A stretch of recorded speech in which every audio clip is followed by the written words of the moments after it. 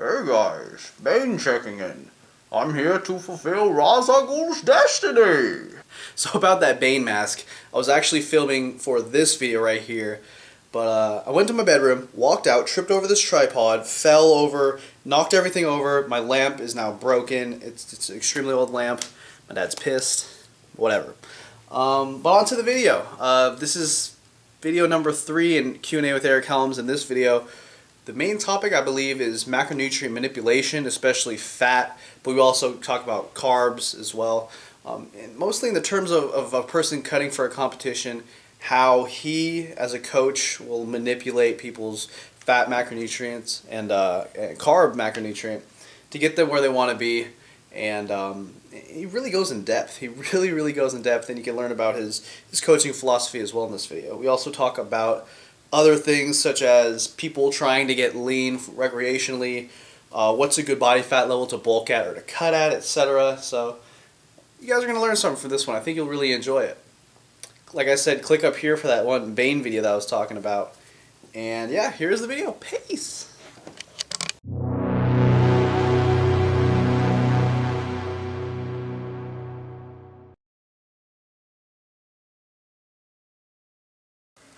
Like, for example, there's a really good study that I like where they measured testosterone, IGF-1, and insulin for 11 weeks before competition in natural bodybuilders. These guys, I think they were, I want to say they were somewhere in Eastern Europe. There's a natural bodybuilding competition there. The study is by Maestu, 2010. But they had a lot of different combinations, but everyone's testosterone dropped immediately when they started dieting. Period. True. And all when they got lean. Yeah. And you know the funny thing is, what correlated the most with lean body mass losses was not drops in testosterone. It was drops in insulin and IGF-1, which are most affected by your carbohydrate intake. Okay. So the guys who lost the least amount of muscle mass were the guys who were able to keep their insulin and IGF-1 a little higher and had dieted on more carbs, not dropping their fat. So that being said, dropping your fat can affect testosterone levels. There's some good studies showing that. But the amount and the magnitude isn't as much as you'd think, and it also is impacted by protein intake, total calories, body composition, how long you've been dieting, total stress on your body. So those are all things to think about. Another really important thing to think about is how long does it take for a low fat intake to affect you? Like if you go to 20 fat tomorrow, does that mean you're going to have no libido for a week afterwards? Or if you go to 20 to 30 grams of fat for a month, is that going to be a really big deal? True. Probably not. And in terms of hormones, what it will do is it'll make you hungry as shit. Low-fat diets make people crack up the most. Going really low in fat tends to make people have the most like hormonal disturbance, maybe.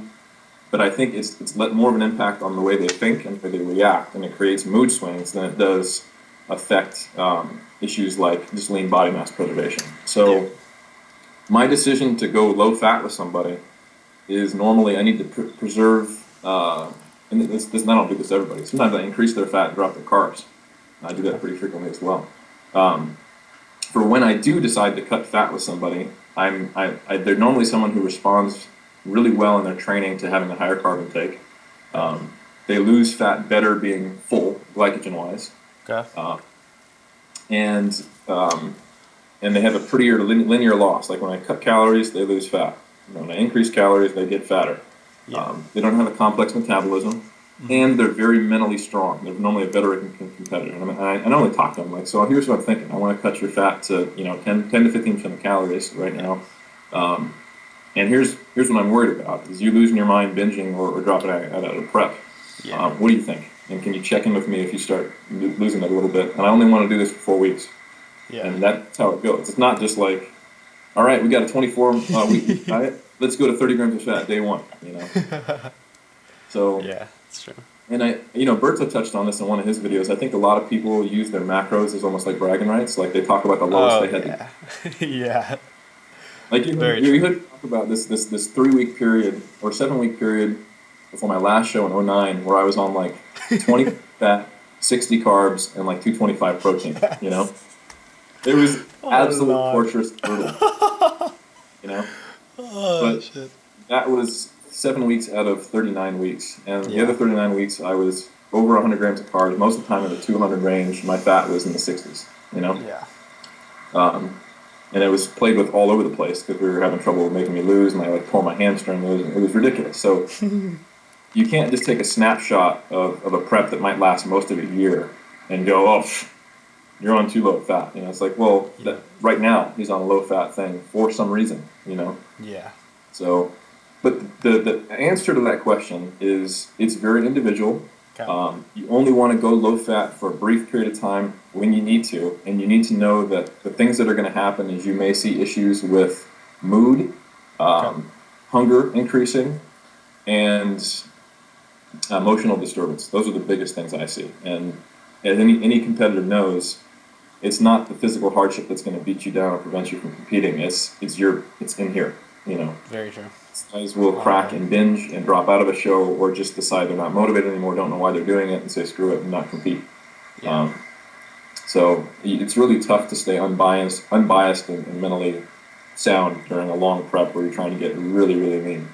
And normally by the time you're dropping fat on somebody like that, they're already pretty lean. So you're maximizing all the factors which strip somebody out. So you just have to think about, you know, how it's going to affect them as a person. And there are sometimes I'll bring somebody in at a higher body fat percentage than I think I can get them to physically, because if I did make the cut that would get them to 4% body fat or whatever, they wouldn't be able to follow it long enough, and they'd binge and actually be fatter than if I'd just been more conservative, you know? Yeah. So I'll bring someone in probably 5 pounds over stage weight if I think trying to get to stage weight would make them binge and be 10 pounds over stage weight. Does that make sense? Yeah, it makes sense.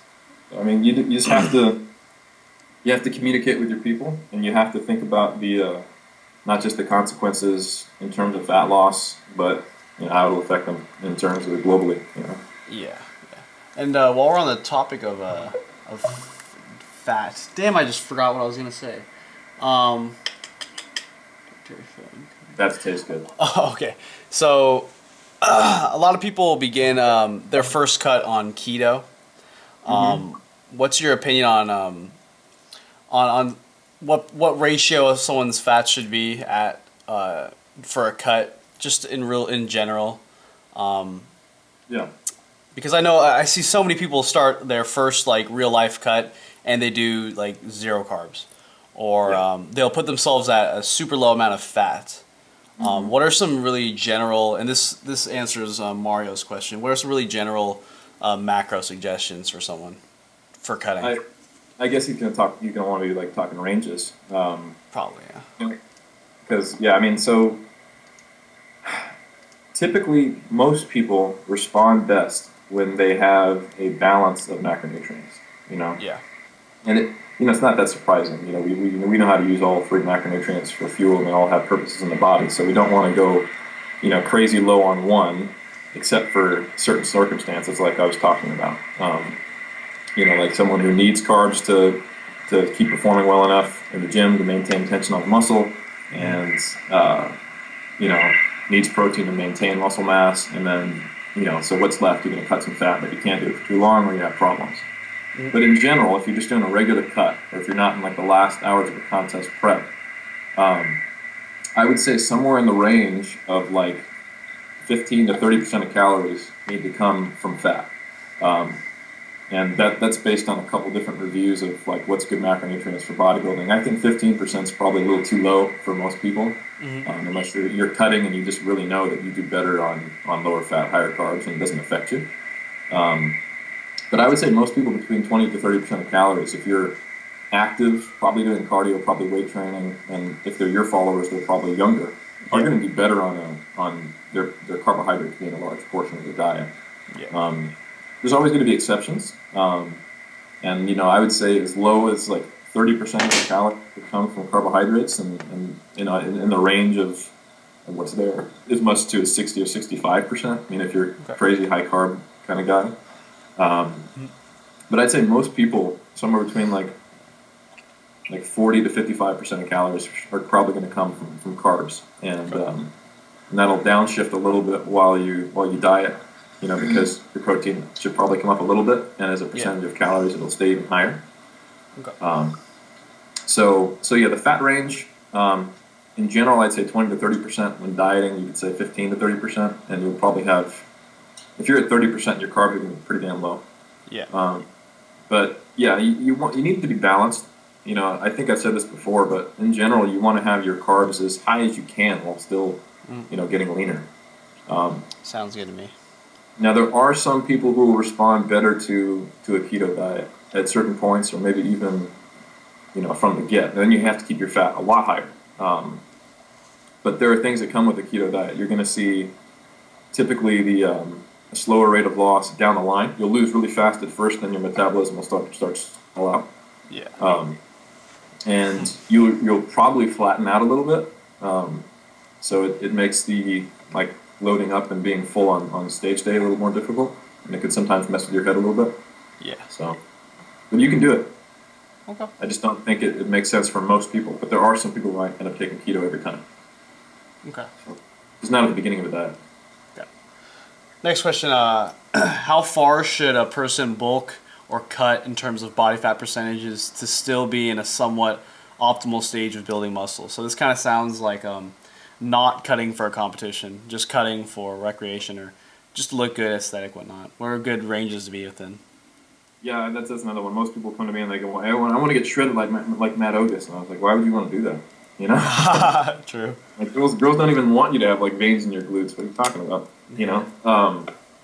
But yeah, I think you want to get as lean as you can without wanting to just only think about food all day and watch the Food Network, and find your libido crashing. So you basically want to get as lean as you can without feeling it. If you're fighting cravings, fighting binging, your performance is going down in the gym, and all you can think about is Lucky Charms or something like that, then you're probably trying to get unnecessarily lean. Or a better thing is unsustainably lean. It's basically how lean can you sustain without it affecting your happiness in life. Because most people will get pretty lean, and then just within a couple months of just eating it all back on. Yeah, wasted it. So yeah. So I mean, and probably one of the worst things I see is people who contact me and say they want to get shredded for a vacation. Oh wow, that's retarded. Yeah. And I'm thinking, the last thing I would want to do before going to a place where I'm only going to have access to alcohol and pasta is to get myself really, really focused on food and slow down my metabolism. That's true. That's true. So bad. So I mean, yeah, it all has to. This is pretty individual. I mean, like Alberto Nunez, he can probably walk around at a legit 7% body fat and be okay. Yeah. I'm much more comfortable at 13, 14% body fat. Okay. And so there's just a lot of individual difference there. When does your metabolism come back? How easy is it for you? How happy are you? And basically what I recommend is do a slow cut while you're really trying to focus on maintaining performance in the gym. Yeah. And just keep going until you find yourself hating the process and really why the hell am I doing this? And then just slowly start to taper your food back up. Yeah. Hold on a sec, can't hear you. Yeah, I've got a crap connection, it says. Alright, you're back on. Cool. Am I okay? Yeah, I think you're good. Yeah, because I don't have the best connection right now, it's saying. But, it's all good. Okay. So what I recommend is diet slowly while still maintaining strength and performance until you really are starting to dislike the process. And then start to slowly add your calories back in, say 100 calories a week, and then watching the scale, making sure you don't start gaining a whole lot of weight. And every time you do gain weight, just kind of level it off and let it stabilize. And this is just the process of what's called reverse dieting. Okay. So you get as lean as you can until it really starts to become a hassle. Build your metabolism back up, and then see where you settle. And you can build on this, and you can get a new settling point of, I'm more and more comfortable tracking my nutrition. I'm more and more comfortable knowing how to go to a restaurant and order reasonable portion sizes and not just blow my mind.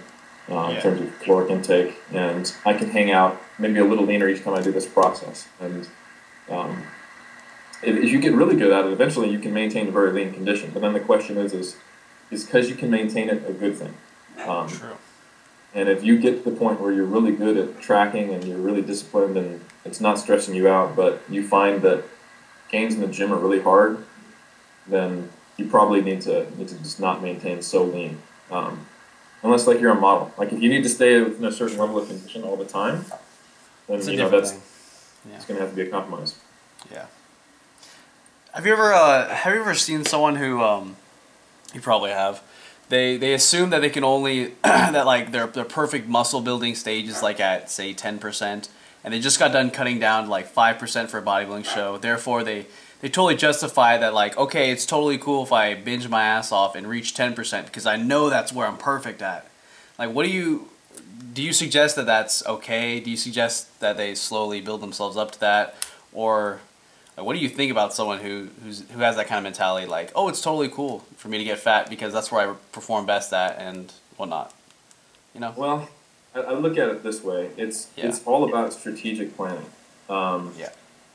You will rehab your metabolism, your libido, and your mood, all of these things, if you put on a shit ton of weight quickly. Yeah. However, muscle will only come back on at a certain rate, and it's not just your body fat percentage. There's basically three things that really are the things that kind of wreck you during a show. It's just part of the game. You know, it's how much time were you dieting? If you spent eight months dieting, it doesn't matter if you put 30 pounds on in a week. You're still going to feel like shit. Yeah. To a certain extent. Like for example, in 2007, I dieted from January to May, and then in 2 months, I went from 178 to 226. Fuck. 2 months. Dreamer's bulk. Or it wasn't even Dreamer's bulk. Hey, quit being a little bitch! Ogus cake! Yeah, motherfucker!